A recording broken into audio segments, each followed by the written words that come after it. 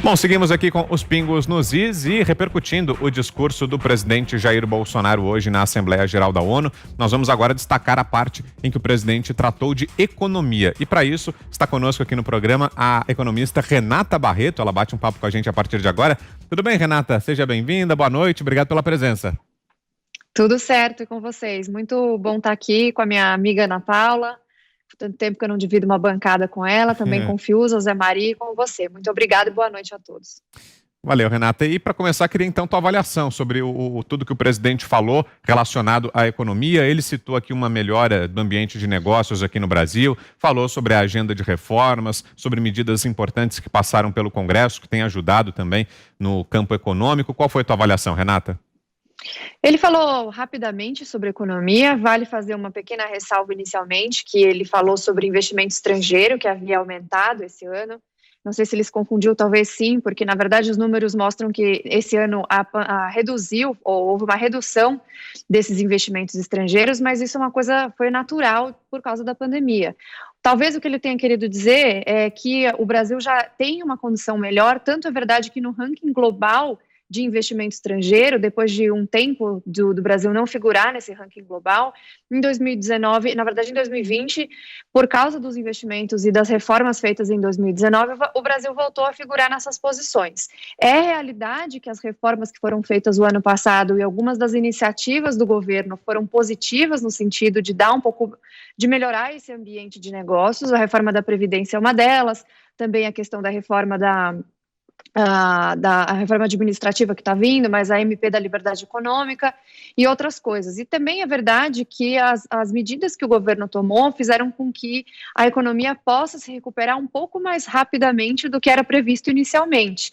Inicialmente a previsão era de uma queda no PIB nesse ano de 6,5% e agora o relatório Foco já mostra uma queda de 5,05%, que ainda é muito ruim, obviamente, mas dada toda a situação da pandemia, todo o problema que a gente teve esse ano, é relativamente ruim.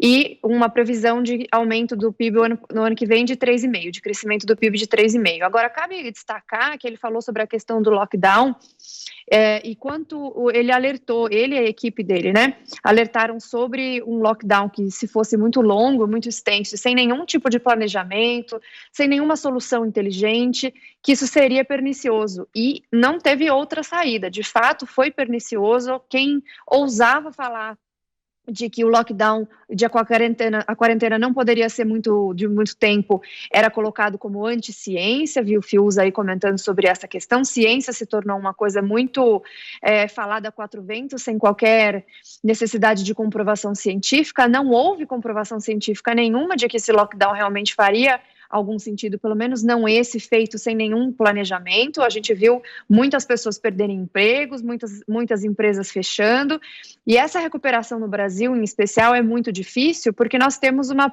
pouquíssima liberdade econômica. Então, demitir é difícil, mas recontratar também é muito difícil. Existe um custo muito grande para você fazer tudo isso, não só na legislação trabalhista, mas até a abertura de empresas e tudo isso é difícil. Então, a gente já está falando de um país com problemas dessa ordem, e ainda com uma pandemia, a gente vindo de uma crise e recuperando dessa crise, fomos pegos de calças curtas, e o governo agiu rapidamente na questão de não deixar essas pessoas desamparadas, só que obviamente que isso também tem um custo. O nosso déficit previsto desse ano é de mais de 800 bilhões de reais, e a única maneira a gente se recuperar disso, de uma maneira de fato sustentável, é com reformas estruturais. Então, nós temos aí reforma tributária, temos reforma administrativa e temos que continuar seguindo nessa linha, mas também pensar numa reforma institucional ou uma reforma política. A gente tem um problema sério de insegurança jurídica no Brasil, não é de hoje, mas ela está piorando cada vez mais. Porque para o investidor estrangeiro, principalmente, voltar para o Brasil, a investir no Brasil, ele precisa ter confiança. Então, não só os investimentos têm que ser bons, mas ele tem que ter confiança de que os contratos vão ser firmados, que vai dar tudo certo. Então, tem várias coisas que a gente precisa corrigir. Agora, eu concordo com o presidente quando ele fala que a turma do Fica em Casa viu que realmente estava errado, mas eles não vão e não irão dar o braço a torcer. Ana Paula. Renata, é um prazer ter você aqui com a gente. Eu queria te perguntar exatamente isso, morando aqui fora, o que você comentou agora sobre essa insegurança jurídica, né? Nós comentamos sempre aqui nos Pingos sobre o Supremo, está sempre aqui nas pautas, são 11 cabeças totalmente diferentes, 11 constituições. Eu queria que você comentasse, já que você analisa muito o mercado internacional, também investindo no Brasil, que você comentasse sobre essa insegurança jurídica para o investidor estrangeiro e também o que a CLT pode atrapalhar em trazer esses capitais, esses recursos internacionais para o Brasil. Bom, é um prazer, é o meu, né, Ana? Você sabe que adoro dividir bancada com você. Bom, a questão da CLT é uma jabuticaba brasileira e é engraçado porque hoje a gente não tem mais nem a possibilidade de discutir as coisas que você se torna, de repente, um demônio, né, um monstro. E depois a gente vai ver que essas discussões são muito importantes, justamente porque as pessoas têm na cabeça de que algumas coisas, como é o caso da CLT, são super importantes, mas não conhecem outro lado, não conhecem outros países. Então, se você tem nos países desenvolvidos nada parecido com uma CLT, você tem lá um contrato firmado entre empregado e empregador, onde não existe FGTS, não existe INSS, não existe rescisão e tudo isso, e as pessoas ficam assim, não, mas na Dinamarca ou nos Estados Unidos ou na Noruega os salários são altos, mas não existe salário alto se você tem encargos trabalhistas muito altos e se você tem uma dificuldade muito grande de contratar e de demitir. Eu bato nessa tecla da demissão porque é preciso ter flexibilidade, o empresário precisa ter flexibilidade porque as coisas mudam, os momentos mudam. E aqui até mesmo, quando se falou sobre a possibilidade de flexibilização dos contratos para redução de jornada e redução dos salários consecutivamente, foi um bafafá enorme, né? Então, isso aqui no Brasil ainda é muito atrasado. A gente tem uma CLT baseada numa carta do Mussolini, que na própria Itália já foi retirada em 1970, então a gente está muito atrasado nesse sentido, e uma reforma trabalhista seria muito positiva. A gente teve um pequeno cisco, né, numa reforma trabalhista ali com o Temer, e já foi todo aquele bafafá todo, mas a gente precisa continuar seguindo nas reformas estruturais. Eu até comentei com você outro dia, Ana, que a questão da insegurança jurídica também é um problema muito grande, e a reforma da Previdência, embora tenha sido muito importante e prioritária, a reforma política é tão importante ou prioritária quanto, porque sem uma instituição forte, sem instituições de fato fortes, é impossível você ter efetividade judicial, ter segurança jurídica para o investimento e o ambiente de negócios e até mesmo o conceito mais amplo de liberdade econômica fica caduco, fica meio manco, se você não tem uma efetividade judicial, se você tem inquéritos ilegais feitos pela própria Suprema Corte e coisas do tipo. Estamos ouvindo aqui a economista Renata Barreto e quem lhe faz a próxima pergunta, Renata, é o Guilherme Fiuza. Diga aí, Fiuza. Pois é, Renata, bem-vinda. Eu estava ouvindo você falar sobre aquela parte do discurso do Bolsonaro em que ele faz referência, né, ao lockdown e faz referência à defesa que ele fez de se manter os sinais vitais da economia, que eles não apagassem, digamos assim, né? Que foi mais ou menos o que o Paulo Guedes foi trazendo e, aparentemente, os sinais vitais da economia brasileira estão preservados. Mas eu queria jogar isso para frente, Renata, pensando o seguinte: isso ainda é um tabu, né? A retomada das atividades, da convivência, né? da vida em sociedade ainda está embargada, né? Culturalmente até, por questão do medo e por algumas diretrizes também governamentais. Hoje, o presidente do Federal Reserve, o Banco Central americano, fez um discurso muito claro sobre a necessidade da economia voltar a funcionar, e ele estava se referindo, se não me engano, a necessidade que isso tem, então, secundária, de que as pessoas voltem, retomem as suas atividades. A gente está falando de escritórios, a gente está falando de... É claro, ganhamos muitas coisas em relação ao trabalho remoto, etc., mas ainda falta, né, um pouquinho de comércio também, participar, enfim, né, estar em lugares, shopping centers, enfim, a reabertura de cinema, teatro está começando a acontecer, estádios de futebol também está começando a acontecer. E a impressão que eu tenho e a pergunta que eu te faço, assim, como uma pessoa que tem uma visão de planejamento, é o seguinte: as diretrizes ainda governamentais, e eu acho que o presidente Bolsonaro apelou para isso no discurso dele, as diretrizes governamentais ainda estão débeis, Renata, na sua opinião, no sentido dos protocolos a ser adotados, né, no sentido das medidas sanitárias até, da nova convivência, para que as economias possam retomar mais rapidamente e essa pausa gigantesca não seja tão danosa ali na frente? Ótima pergunta, Fiuza, e é um prazer falar contigo. Sobre essa questão das pautas dos governos, se tomou a decisão de que os governos dos estados e das prefeituras iriam tomar as rédeas dessas questões de lockdown e etc. E a gente viu acontecer, como ainda está acontecendo, coisas que não fazem sentido algum. Então, em vez de você deixar os shoppings ou as academias abertos por mais tempo, você reduz o prazo e causa mais aglomeração. Você tem praias cheias, ônibus cheios, mas você não reabre as escolas. Então, se politizou num grau essa discussão em que não se tem ajuda conjunta, não se tem soluções inteligentes. Eu falo isso desde março, que era preciso soluções inteligentes, porque você tem problemas de todas as ordens, inclusive de problemas psicológicos de pessoas que estão com depressão e etc. O próprio presidente Bolsonaro já falava disso e foi rechaçado quando falou disso, e agora estão saindo as matérias dizendo que as pessoas estão com mais depressão, estão com mais problemas psicológicos. Então, assim, tudo que foi falado inicialmente a respeito da dificuldade que seria de retomar uma economia depois de um lockdown muito sério, realmente não houve nenhum trabalho em conjunto e não consigo enxergar nenhum bom trabalho em conjunto sendo feito pelos governos dos estados e dos municípios, com algumas exceções. A gente viu também lockdowns muito, muito duros em municípios que não tinham quase nenhum caso, que estavam com os leitos de hospitais vazios.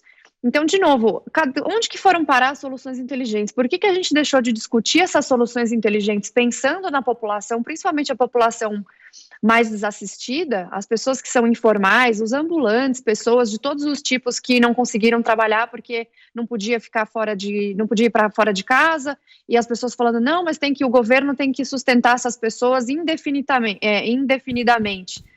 Mas como você faz isso? Parece que dinheiro cai do céu. Então, essa situação, eu ainda acho que persiste, Fiuza. Eu não enxergo uma solução de curto prazo nesse esforço conjunto que deveria acontecer entre estados, municípios e o governo federal.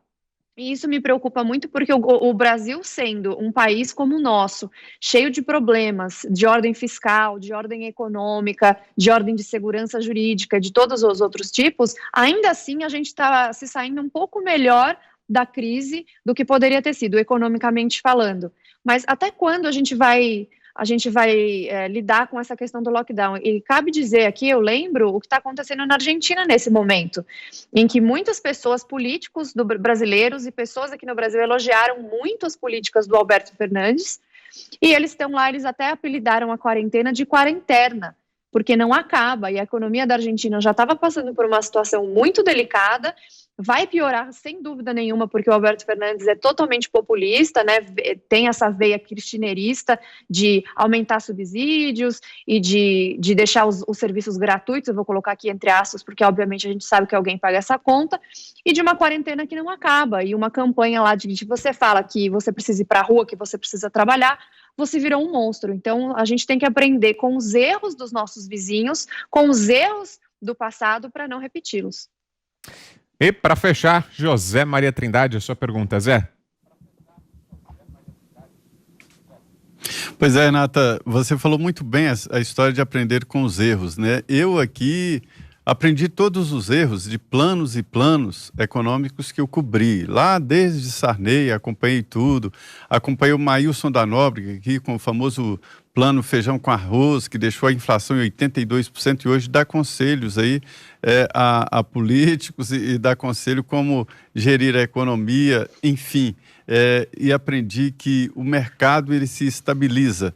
Eu li recentemente de que o mercado foi a maior invenção da humanidade e acredito nisso. Então essa história de artificializar e tal não vale. Só que num momento assim de uma pandemia desta, vou esquecer a história aí do lado do vírus, porque isso o Brasil cuidou muito bem, ofereceu leito em hospitais e tal, e vamos cuidar da economia. Recentemente eu mostrei ali de que esse salário emergencial entrou pela base da economia e melhorou e muito. Melhorou nos municípios. Renato, você não tem ideia de interior, cidade do interior que não tinha absolutamente nada. E aí o salário extra entrou e deu sobrevida. Eu queria te perguntar se você consegue fazer uma projeção se não houvesse esta intervenção no mercado, se não houvesse esse plano Bolsonaro de fornecer crédito, de fornecer confiança, inclusive, essa possibilidade de suspender o serviço e suspender salário, redução salarial de jornada de trabalho. Como seria se não houvesse esse socorro e esse plano especial? Legal, Zé Maria. Bom, uma coisa que é importante também de pontuar, toda vez que algum liberal fala sobre a questão econômica e a intervenção do Estado nesse caso, num caso de pandemia, falam, olha só, o liberalismo dura somente até o momento de uma crise. E o Hayek, que é um dos maiores expoentes da escola austríaca, dizia que o único momento que deve ser feita uma intervenção do Estado é em momentos extraordinários, e uma crise do tamanho do coronavírus sanitário e de economia é um momento extraordinário. Só que a questão é justamente que o governo deve intervir o menos possível para que ele intervenha realmente somente quando necessário. Só que a gente vem vindo de uma sequência muito grande, de muitos anos, de muitas décadas de intervenção estatal, e obviamente que isso acaba deixando a possibilidade de ajuda do governo também reduzida. Agora, como disse Hayek, é importante que o Estado intervenha nesse momento extraordinário, e pessoas, inclusive liberais austríacos, como eu, apoiaram essa decisão de fornecer o benefício emergencial. Se isso não tivesse acontecido, a gente teria visto um aumento muito grande na fome, muito grande da miséria do Brasil, e sem contar que mesmo com isso, desemprego aconteceu, empresas foram fechadas, só que esses benefícios, inclusive de crédito e etc., conseguiram fazer com que algumas empresas ou segurassem, ou as pessoas não precisassem tomar medidas muito enérgicas em relação a esses problemas, só que isso também causa outros problemas que devem ser verificados, que é o que eu tenho falado sobre a questão fiscal, o rombo fiscal que está chegando, a inflação que está chegando, a gente está vendo aí o IGPM já saltando, o índice de preços ao atacado ele avançando, e isso vai fatalmente vir para a mesa do consumidor final, e o IPCA ainda não está muito grande, mas isso fatalmente vai vir para eles. Então, qual que é o objetivo principal, eu acho, dessas conversas sobre economia, quando a gente fala de crise ou não? O Brasil precisa de reformas estruturais. A gente teria uma situação muito pior se não tivessem feito uma situação social muito pior se a gente não tivesse feito todos esses auxílios, mas é preciso voltar a produzir, voltar a gerar riqueza, deixar a economia rodando novamente, comércio, serviços, indústria, e fazer as reformas estruturais, porque para lembrar para o nosso espectador, para o nosso ouvinte aqui, Zé Maria, nós somos ainda a posição 144 no ranking de liberdade econômica, e isso porque nós subimos 6 posições desde que o Bolsonaro assumiu por causa das reformas que foram feitas em 2019, principalmente a reforma da Previdência e algumas desestatizações, algumas concessões e obras nesse sentido. Mas a gente precisa necessariamente dessas reformas, e a gente vê que sempre a mesma turma, inclusive a turma que vai no STF para ir contra MP da liberdade econômica, algo que eu nunca vou conseguir entender, como que melhorar o ambiente de negócio, como facilitar a vida do pequeno empreendedor pode ser ruim para alguém, e por que algum partido iria ser contra. Não vou conseguir entender isso nunca, embora politicamente eu até consigo entender, porque eles querem ser contra qualquer coisa que venha do governo. Então, que se tenha isso na cabeça de uma maneira muito correta e irrestrita, sem as reformas estruturais, sem a gente continuar apoiando essa agenda de melhoria do ambiente de negócios, de liberdade econômica, a gente não vai a lugar nenhum. Muito bem, essa é a Renata Barreto, economista, que esteve com a gente aqui no Pingos, batendo esse papo muito rico, muito interessante sobre economia. Obrigado mesmo, Renata, pela presença, foi um prazer tê-la aqui no programa, e a nossa convidada sempre. Volte sempre. Valeu, Renata, boa noite. Eu que agradeço, boa noite para vocês todos e até mais.